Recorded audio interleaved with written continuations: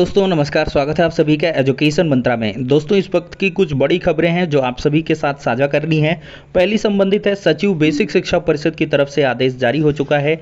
खाली पदों का जो ब्यौरा है वो मांगा गया है और तदर्थों के संबंध में शासन की तरफ से एक आदेश जारी हुआ है और टीजीटी पीजीटी भर्ती में बढ़ सकती है पदों की संख्या। तो चलिए दोस्तों दोनों अपडेट को एक साथ डिस्कस कर लेते हैं। वीडियो को ज़्यादा से ज़्यादा लाइक एंड शेयर करें और चैनल पर पहली बार विजिट कर रहे हैं तो सब्सक्राइब अवश्य करें इसी प्रकार की लेटेस्ट वीडियोस की नोटिफिकेशन को पाने के लिए। तो यहाँ पर दोस्तों देख सकते हैं सचिव उत्तर प्रदेश बेसिक शिक्षा परिषद की तरफ से समस्त जिला बेसिक शिक्षा अधिकारी उत्तर प्रदेश को 5/6/2022 की डेट पे ये लेटर जारी होता है। प्रकरण क्या है कि उपर्युक्त विषयक संदर्भ ग्रहण करने का कष्ट करें जो परिषदीय विद्यालयों में 30 अप्रैल 2022 की छात्र संख्या के अनुसार निःशुल्क और अनिवार्य बाल शिक्षा का अधिकार आरटीई 2009 में निहित प्राविधानानुसार शिक्षक छात्र अनुपात के आधार पर अनुमन्य पद और वर्तमान में कार्यरत अध्यापकों की संख्या निर्धारित प्रारूप में 7 जून तक उपलब्ध करवाने के यहाँ पर आदेश दिए गए हैं। अब दोस्तों प्राथमिक विद्यालयों में देखा जाए तो 30 अप्रैल 2022 तक की छात्र संख्या क्या है। ग्रामीण क्षेत्र और नगर क्षेत्र में अनुमन्य पद सहायक अध्यापक, प्रधानाध्यापक, कार्यरत कितने सहायक अध्यापक हैं, प्रधानाध्यापक हैं। इसी प्रकार से नगर क्षेत्र में असिस्टेंट टीचर और हेडमास्टर और कितने कार्यरत हैं। अब दोस्तों जितने अनुमन्य पद हैं यानी कि स्वीकृत पद हैं और कार्यरत पद हैं, इनका डिफरेंस निकालेंगे तो रिक्त पद निकल के आ जाएगा। इसी प्रकार से उच्च प्राथमिक विद्यालयों का भी मांगा गया 30 अप्रैल 2022 के अनुसार ग्रामीण क्षेत्र में और नगर क्षेत्र में।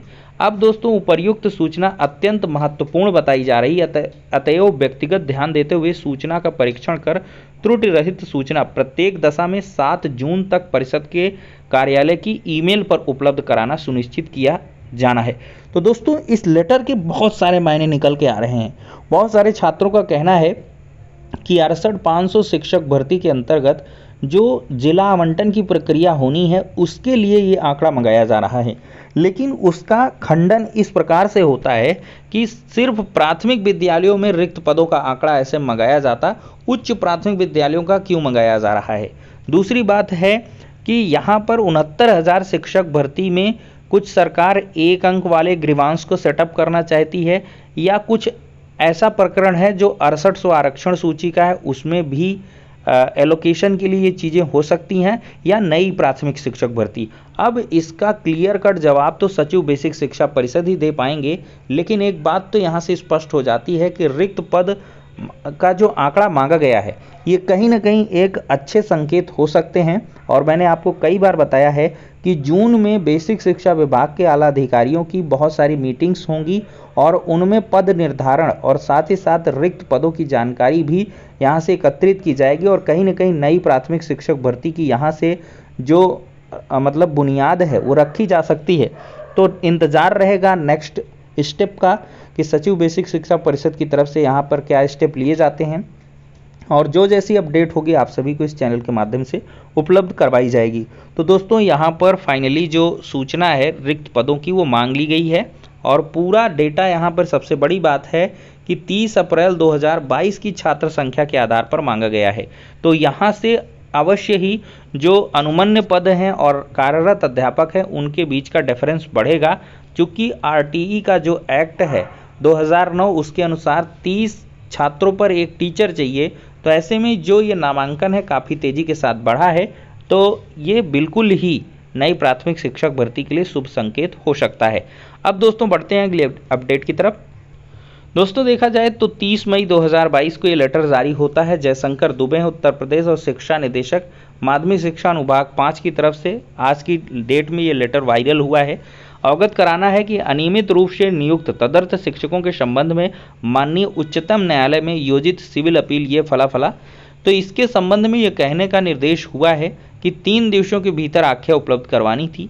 प्रदेश में वर्ष 2000 के पश्चात अनियमित रूप से नियुक्त किए गए तदर्थ सहायक अध्यापक प्रवक्ता की जनपदवार संख्या पूछी गई और अनियमित रूप से नियुक्त कार्यरत ऐसे तदर्थ शिक्षक जिनके पदों के सापेक्ष अधियाचन माध्यमिक शिक्षा सेवा चयन बोर्ड को प्रेषित नहीं किया गया, उनकी संख्या और अधियाचन प्रेषित न करने का कारण। ये दोस्तों बहुत बेहतरीन पॉइंट है और यहाँ पर अब कारण भी बताना पड़ेगा और इनको अधियाचन भेजना पड़ेगा तदर्थ शिक्षकों का, ठीक है।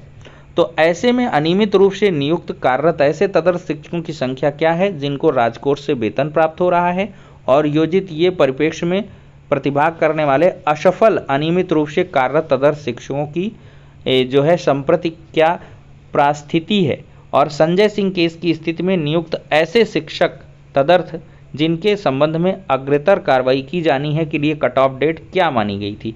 तो ये सारी सूचनाएं मांगी गई हैं और कहीं न कहीं ये मुद्दा इशारा करता है टीजीटी पीजीटी में पदों की संख्या बढ़ने की ओर, क्योंकि छात्र लगातार मांग कर रहे हैं कि तदर्थों से जो खाली हुए पद या पद बढ़ रहे हैं, तो भाई जो तदर्थ यहाँ पे एग्ज़ाम क्वालिफाई नहीं कर पाया तो उसकी सीट को वैकेंट माना जाए, और उसके वेतन वगैरह के रोक के भी आदेश आए थे, लेकिन फिर DIOS ने उन आदेशों को वापस ले लिया।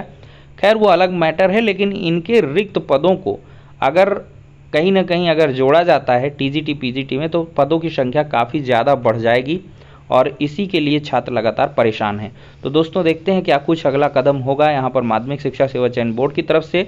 तो फिलहाल के लिए 2 बड़ी सूचनाएं हो जाती हैं, नेक्स्ट वीडियो में मिलते हैं।